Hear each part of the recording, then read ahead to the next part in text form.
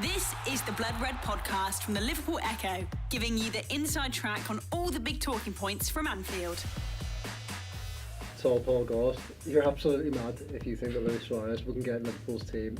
He is still, at age 32 today, happy birthday Louis, is still one of the best strikers in Europe. He's still doing it for Barcelona.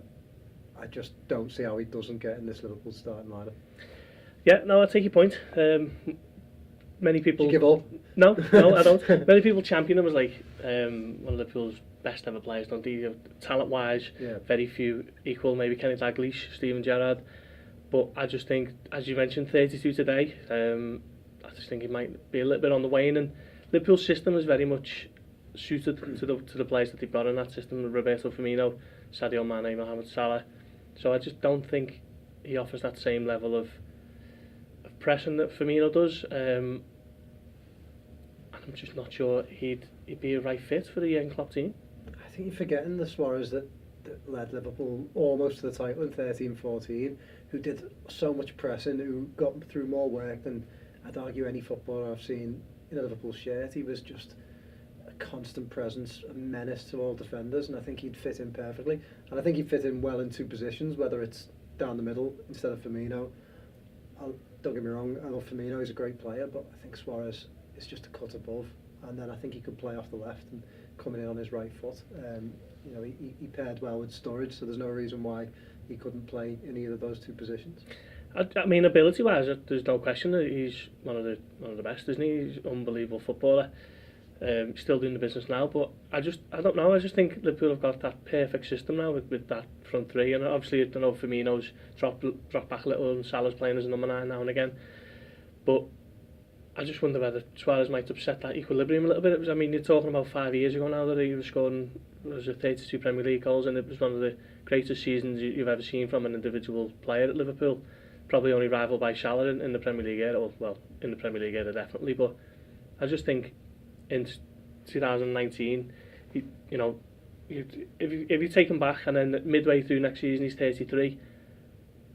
I mean, as a squad option, unbelievable. I'd take him all day ahead of Daniel Sturridge and Divock Origi, and obviously Danny Ings and Dom Solanke have left. But as a starter, I just think the way Liverpool have it at the moment is spot on. I just think if you took him back, he'd force his way in that team. He's already scored 15 goals in 19 league games for Barcelona this season. He scored 31 goals last season, 37 the year before that. He might be 32, but he's not on the wane. He's still doing it, and the way he looks after himself, he's never injured. Yeah. He's so in love with football, and he gets Liverpool. He always did. He knows what it's all about. And he's become more experienced. He's won everything there is to win with Barcelona, so perhaps he could give Liverpool that extra edge that they haven't got in terms of players who've been there and done it. Yeah, no, I get your points about him scoring goals for fun left and right in every season at Barcelona, but I just keep coming back to the way Liverpool play in that system. Barcelona's very different. They have 80-90% possession most weeks, don't they? And they don't have to do as much off the ball work. Suarez was always great at that, wasn't he, under Brendan Rodgers? But I just think as he's getting a little bit older, he hasn't really done it as much. He'd have to kind of readjust, and I just think maybe he's a little bit too long in the tooth to be kind of getting back into that high octane pressing. Ability-wise, as I say, no question, he's unbelievable. But I just think the way it's set up, I just think maybe at 32. He wouldn't necessarily be a first choice. You might be right, but I think we can argue about it all day, but we'd both take him back at a heartbeat, wouldn't we? Oh, yeah.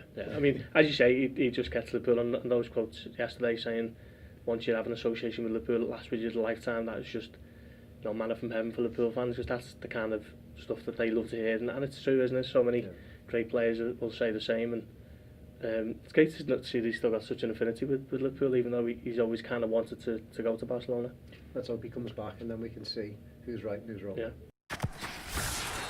You've been listening to the Blood Red podcast from the Liverpool Echo.